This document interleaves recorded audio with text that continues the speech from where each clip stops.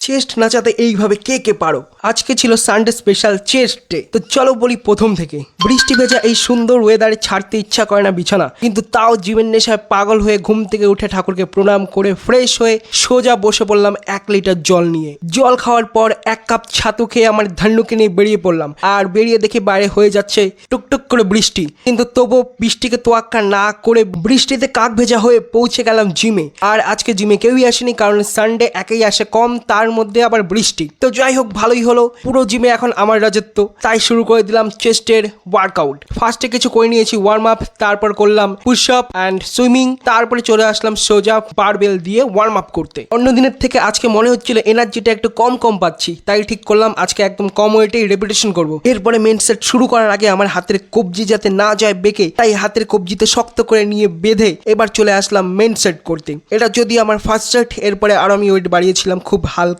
Repetition ছিল আমার 15 থেকে 12টার মধ্যে। তো এটা দিয়ে কমপ্লিট করলাম আমি আমার মিডিল বেঞ্চ প্রেস। বা লাফ দিয়ে উঠে চলে যাচ্ছি আপার চেস্টটাকে ফোলাতে, কারণ আপার চেস্টে পাম্প থাকলেই দেখতে ভালো লাগে। তাই আপার চেস্টটাকে ফোলানোর জন্য চলে আসলাম ব্রেঞ্চে। তো বারবেল দিয়ে করে নিয়েছিলাম 4টা সেট, তারপরে করেছিলাম 3টা সেট ডাম্বেল দিয়ে ফ্লাই, আর তার সাথে ছিল মেশিনে একসাথে সুপার সেট। তো এগুলো দিয়ে শেষ করতে যাব আমার চেস্টের ওয়ার্কআউট। তো বসে এবার দেখে নিচ্ছিলাম একটু পাম্প আর একটু নাচিয়ে যদি ফুলেছে কি না, কারণ যদি ভালো ফুলে তাহলেই ভালো নাচবে। তারপর মনে পড়লো আরে পার ডিপস তো করাই হয়নি, তাই দৌড়ে চলে গেলাম, করে নিলাম 3টা সেট পার ডিপসের। এবার ফাইনালি চেস্টের ওয়ার্কআউট ডান। তো এবার দেখে নেওয়ার পালা পাম্প, তাই জামা খুলে দাঁড়িয়ে পড়লাম ক্যামেরা সেট করে, কারণ ব্যায়াম করার পর পাম্প যদি না দেখি তাহলে কেমন যেন অসম্পূর্ণ মনে হয়। তাই এদিক ওদিক থেকে করে নিলাম একটু পোজিং। তো তোমরাও দেখো আর আমাকেও জানাও, আর আমার কাছে তো ভালোই লাগে। তো চেস্টের পাম্পটা কেমন লাগছে অবশ্যই জানিও। আরে রুকো রুকো अभी और बाकी है। তো চলো ট্রাইসেপ করতে हैं। তো ট্রাইসেপ করার জন্য প্রথমেই দুটো ডাম্বেল নিয়ে মাথার পিছনে ফেলে আবার সোজা করে হাতটাকে নাড়িয়ে করে নিলাম একটু পাম্প। তারপরে আবার কোনো পানিশমেন্ট ছাড়াই নীল ডাউন হয়ে বসে পড়লাম